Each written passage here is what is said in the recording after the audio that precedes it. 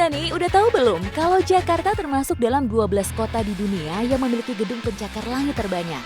Ini data dari catatan Council on Tall Building and Urban Habitat loh. Hingga Oktober 2021, sudah ada 149 gedung pencakar langit dengan ketinggian antara 150 hingga 200 meter menjejali belantara beton ibu kota. Nah, sebagian besar gedung skyscraper ini menggunakan finishing kaca di seluruh bagian bangunannya.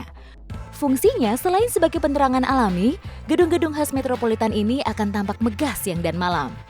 Cantik sih memang, tapi sudah pasti kaca-kaca ini butuh perawatan dan pembersihan khusus. Kali ini Berani Coba akan mengajak pemberani semua untuk berkenalan dengan petugas pembersih kaca gedung alias gondolaman atau roof access.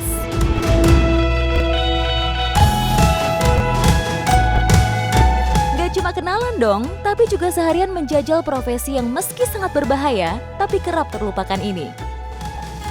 Pemberani, ikuti saya membantu tugas gondolaman gedung Menara Bank Mega setinggi 106 meter dengan 26 lantainya.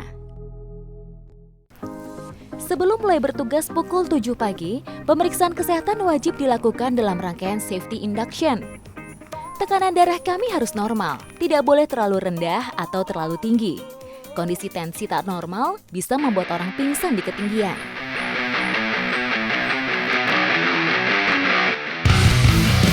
Sebelum naik ke ketinggian, berbagai alat keselamatan wajib kami kenakan. Mulai dari body harness, safety helmet, tali karmantel, kostel, dan juga auto stop. Alat pembersihan jangan lupa, washer, wiper, dan cairan pembersih. Body harness yang mampu menopang beban hingga 1 ton dan tali karmantel yang terbentang sepanjang tinggi gedung akan menjaga kita saat bergelantungan di ketinggian. Petugas K3 juga harus mengukur kecepatan angin dan cuaca untuk menentukan boleh tidaknya operasi gondola pembersih. Nah, untuk kecepatan angin sesuai standar yang berlaku sekitar 3-5 km per jam, jadi aman untuk hari ini, tidak ada kendala, cuacanya juga mendukung. Nah, saat ini juga kita ada di ketinggian di 26 lantai. 26 lantai.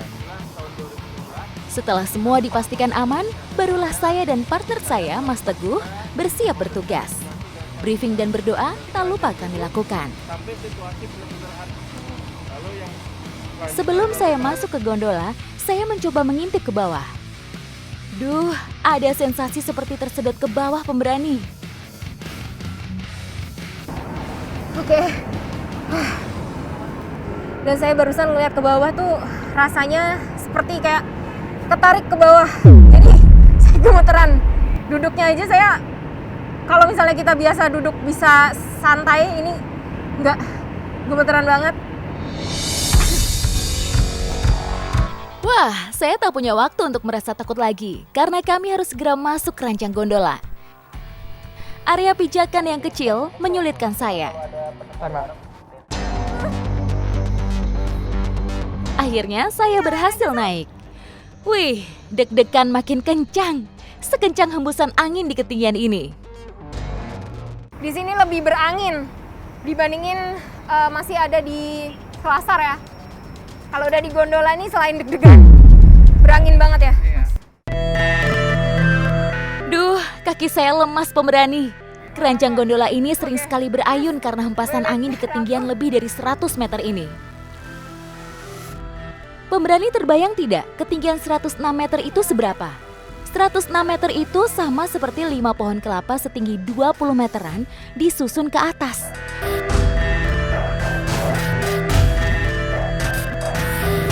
Duh, saya makin deg-degan membayangkannya. Mas Teguh terus berkoordinasi dengan operator untuk menentukan arah pergerakan gondola. Ini adalah saat paling menegangkan karena masih penyesuaian ya Mas ya. Aduh. Wah. Wah. Mas, rasanya kaki saya tuh kayak lembek. Aduh. Saat keranjang gondola bergerak turun, saya harus mengurai tali karmantel dengan alat auto stop.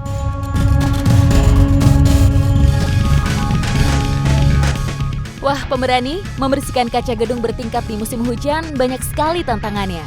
Baru saja setengah perjalanan, mendadak langit mendung dan mulai gerimis. Pemberani, ini tiba-tiba cuaca buruk ya Mas ya? Iya, Apa ini hujan? hujan Nah kalau hujan berarti kita harus naik Mbak. terpaksa Cuaca naik ke buruk, atas iya. dulu. Tapi nanti pekerjaan bisa dilanjutkan. Ya.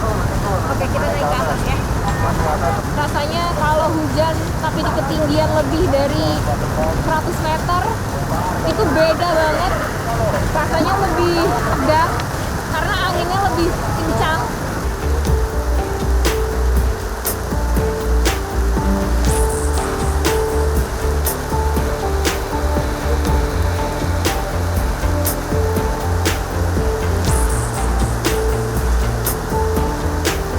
Pertama itu kita khawatirkan adanya petir Mbak, karena kan Mbak ada di ketinggian nih.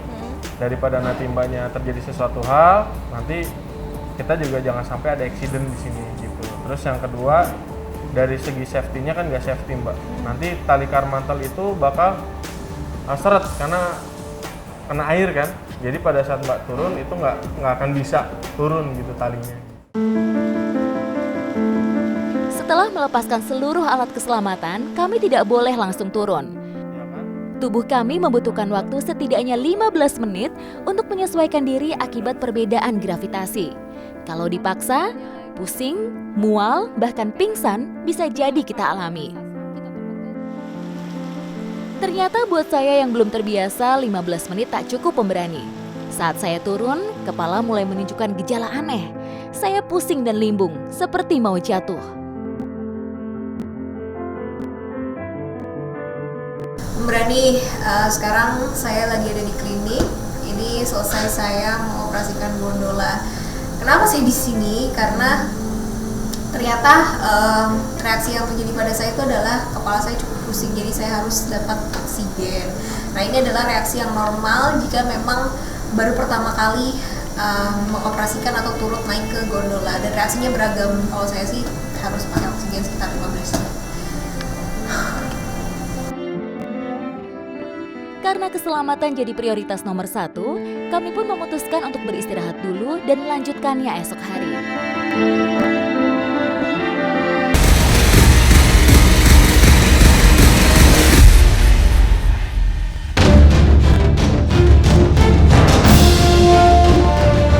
Nah, pemberani, sekarang kita waktunya untuk turun ya Mas Irfan. Iya, Ini hari betul. kedua. Nah, sekarang semoga cuaca baik sampai kita selesai melakukan tugas. Amin.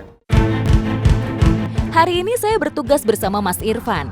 Kami harus bergegas, mumpung cuaca cerah meski sedikit berangin. Nah, ini tuh rasanya lebih ngeri daripada kalau turun ke bawah ya. Iya betul, karena Jadi- kan guncangan dari atas. Guncangan dari atas, jadi kita bergoyang ke kanan ke kiri itu lebih dahsyat lagi. Hari ini kami menuju sisi barat gedung yang paling sulit dibersihkan. Karena di sini angin bertiup paling kencang dan permukaannya cekung. Geser ke kanan ke area cekung ya. Menuruni ketinggian lebih dari 50 meter membuat saya kembali merasakan pusing. Tapi saya mulai terbiasa dan bisa mengendalikannya. Jadi perasaan yang saya rasain semakin melihat ke bawah itu seperti kita tuh tertarik ke bawah gitu ya Mas ya. Nah, dan kepala agak pusing itu wajar Mas? Wajar, karena kalau pusingnya kita dari goyang-goyangan ini keranjang. Sesampai kami di lantai yang dituju, gondola segera diarahkan ke areal kaca cekung yang sulit dijangkau. Kita sekarang ada di lantai 15. Dan ada 15. Iya. Nah, ini kan area yang beda nih Mas, cukup Iya. cekung itu Iya. beda ya Area Mas? paling sulit di sini. Area paling Ah, sulit. Kenapa har- sulit Mas? Harusnya sih karena yang pertama dia faktor kondisi angin di sini itu paling kenceng. Kondisi angin, terus si posisi keranjang harusnya dia nggak lurus begini, harusnya dia lurus begini. Oh, kenapa Mas? Karena kan ini cembung, jadi makin ke dalam kita makin susah. Ah. Makanya ada keranjang yang satu ini. Oh, Jadi berarti- yang kerja sendirian. Benar saja pemberani, untuk membersihkan kaca di area cekung ini kami harus menggapai cukup jauh. Tak ayal, tangan saya pun gemetaran saat berupaya menjangkau kaca. Oke pemberani, sekarang saya mau membersihkan area cekung ya Mas Irfan ya? Iya, betul. Nah, area ini tuh susah banget dijangkau karena saya tuh gemeteran megang ininya nih. Dan sedangkan kita SOP-nya nggak boleh menjatuhkan barang ya Mas Iya, Irfan ya? betul. Jadi susah banget. Terbayangkan pemberani beratnya tugas para gondolamen? Ada ribuan petak jendela kaca yang harus mereka bersihkan sampai kinclong. Nggak usah tegang. Kalau Masnya bisa bersihin ini berapa menit Mas? Paling Satu kaca? satu kaca ini nggak nyampe 1 menit sih. Nggak Harusnya mah. Saya udah dari sini bersihin kaca satu aja tuh 10 menit pemberani. Jadi bayangin Masnya ini tuh harus bersihin ribuan kaca ya Mas Iya. ya. Di gedung ini Muter. yang tingginya lebih dari 100 meter. Keren. Saat kami hendak turun ke lantai 10, setinggi 20 meteran, tiba-tiba laju gondola terhenti.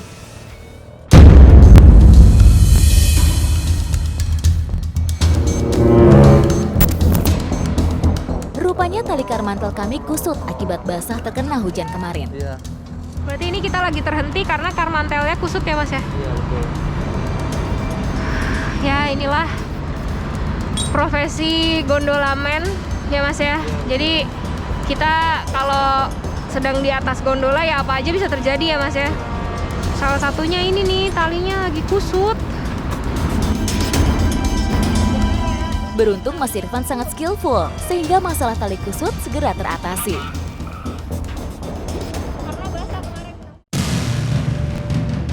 Sampailah kita di lantai 10, setinggi kira-kira 40 meter dari tanah. Ini adalah titik yang paling berangin, sehingga membuat gondola sering terhempas dan terombang-ambing. Aduh, kenapa dia bergeser? Ya Allah. Sama seperti lantai yang tadi, di lantai 15 ya Mas ya? Iya. Nah itu cuma bedanya di sini tuh lebih berangin pemberani. Jadi saya tuh ke bawah-bawah angin terus dari tadi kita bergoyang dan itu lebih bikin jantung saya deg-degan. Saya baru ngerasain lutut lemes. Itu di lantai ini. Mantap, Mas. Lanjut yuk.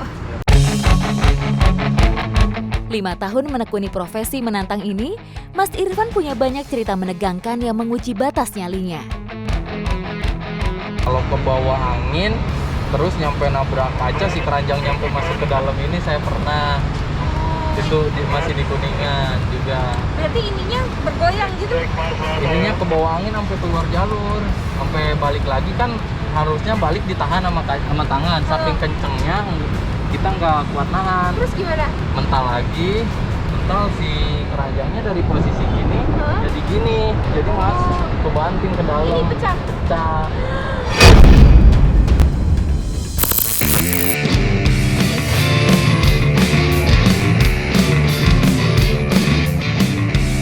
Wah, mendengarnya saja saya ikut deg-degan, apalagi mengalaminya sendiri. Setiap hari bekerja berteman resiko kecelakaan seperti ini, sempat membuat Mas Irfan ingin mencari profesi lain. Sempat punya pikiran, masa sih mau kerja kayak gini terus gitu ya kan. Maksudnya takutnya jadi pikiran orang tua gitu. Tapi balik lagi karena sekarang kan kondisinya lagi pandemi gitu ya, yang kerja aja malah di rumah-rumahkan gitu. Makanya ya dijalanin aja kerjaan dulu yang ada dijalanin dulu aja. Dalam sehari, seorang gondolamen maksimal bekerja selama 2 jam saja agar kondisi tubuhnya tetap prima. Bener nggak Mas? Ini nahan pusing, terus nahan deg-degan, terus harus konsentrasi supaya ini nggak jatuh Mas. Mantap. Bener nggak Mas? Betul, cuman ini ada yang ketinggalan ya. Kami tak boleh menjatuhkan benda apapun dari ketinggian. Selain itu, kami juga harus menjaga konsentrasi dan memastikan mental dalam kondisi stabil. Karena secara alamiah, saat kondisi mental tidak stabil, seseorang cenderung ingin melompat ke bawah.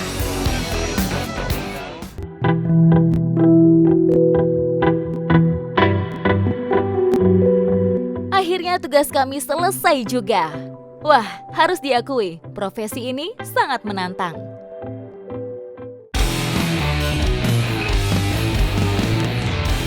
Selain menggunakan gondola, ternyata ada metode lain yang digunakan para petugas, terutama bila gedung yang dibersihkan tidak terlalu tinggi. Caranya yaitu dengan sistem rappelling yang mengandalkan tali dan body harness. Pemberani, setelah saya membersihkan kaca gedung sekitar 26 lantai, nah sekarang saya waktunya untuk membersihkan kaca gedung yang lebih pendek, tapi bedanya kalau tadi saya pakai gondola, nah sekarang saya pakai sistem rappelling. Jadi saya mengandalkan body harness dan juga alat-alat keselamatan lain. Doakan ya. Teknik rappelling membutuhkan alat keselamatan yang lebih kompleks. Perangkat inilah yang akan menjadi satu-satunya tumpuan seorang roof access. Di antaranya, ascender jumar yang harus perlahan diturunkan saat seseorang melakukan rappelling. Lalu webbing atau tali pengikat, safety helmet, kop kaca, kacamata, full body harness, dan sarung tangan khusus. Bebannya masih di kaki ya, ini pelan-pelan, karena kita pakai footlock. Berani, sekarang saya sudah bergantungan di rapplingnya nih. Nah, beban yang saya bawa nih nggak cuma badan saya, tapi juga ada alat-alat kebersihannya nih, alat pembersihnya. Ada ember, kemudian ada beberapa alat seperti kanebo dan lain-lain. Nah, ini beratnya sekitar 3 kg. Jadi selain bobot saya juga membawa bobot si pembersihnya ini. Sekarang kita turun dulu ya Mas Jaja ya. Oke, agak rapat, badannya agak rapat. Beda tangan pakai dengkul, nggak apa-apa. Terus, turun. Ditemani Mas Jaja, saya mulai membersihkan kaca. Wah, bagi saya yang belum terbiasa, teknik rappelling ini menyisakan rasa nyeri yang menyiksa di area kaki. Wah, ternyata saya kram. Agak turunin dulu. Aduh. Aduh.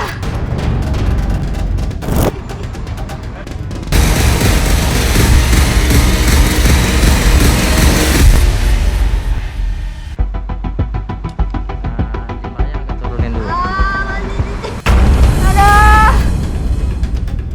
Aduh. Bentar ya, karena memang ada sedikit masalah di saya, yaitu adalah kaki kram. Karena memang digantung itu kalau nggak biasa pasti berasanya di area sini. Dan kita juga kan tadi seperti yang saya bilang membawa beban di kiri itu adalah ember, kemudian di sebelah kanan itu adalah kop kaca gitu. Jadi sulit berkoordinasi dengan ininya juga membuat saya makin lama dan makin pegel. Setelah kram mereda, saya kembali bergelantungan menuju area tersulit, yaitu cekung. Area kaca harus dijangkau dengan kop kaca. Semua pekerjaan harus segera dituntaskan sebelum hujan turun. Aku mau nanya nih Mas soal kesulitannya kalau misalnya membersihkan kaca dengan rappelling kayak gini. Apa aja Mas? Cuaca ya Mbak. Cuaca ya? Nah ini kan udah mulai mendung juga nih Mas. Iya, ini kalau misalkan tandanya udah kelihatan mendung kayak gini, kita usahakan turun. Turun? Jadi jangan dipaksakan buat kerja. Kalau dipaksakan buat kerja ya resikonya kehujanan kali. Sama Resiko angin kehujanan. juga. Dan ini nggak boleh basah ya Mas? Nggak boleh. Kalau ini basah nanti kreatinnya itu agak berat, jadi turunnya tuh agak Susah. Wah, setengah jam serasa berhari-hari. Kaki dan tangan saya benar-benar terasa sakit. Oke, akhirnya saya selesai juga melakukan pembersihan kaca gedung ya Mas Jaja. Wah, udah hampir 1 jam di atas. Dan memang yang harus diutamakan itu adalah safety ya. Jadi tidak mengejar waktu sama seperti gondola, intinya adalah safety. Jadi perlahan-lahan, karena lebar surface dari si kacanya ini, satu kaca juga cukup luas.